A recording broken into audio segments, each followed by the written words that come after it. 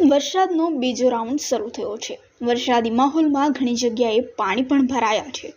હવામાન વિભાગે 3 દિવસ સુધી ભારે વરસાદની ચેતવણી આપી છે, જેમાં વલસાડ, વાપી, દમણના અનેક વિસ્તારોમાં ભારે વરસાદ થવાની શક્યતા વ્યક્ત કરવામાં આવી છે।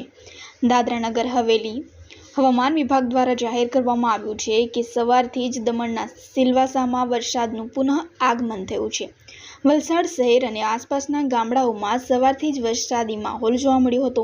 દિવસના સમયે કાળા વાદળો સાથેનું વાતાવરણ, અંધકારમાં વરસાદી મોસમ જેવું રાત્રિ મોસમ જોવા મળ્યું હતું। વલસાડ જિલ્લાના અન્ય તાલુકા વાપી, ધરમપુર, કપરાડા, પાડી, ઉમરગામ, દમણ, સિલવાસામાં પણ વરસાદ શરૂ થયો હતો।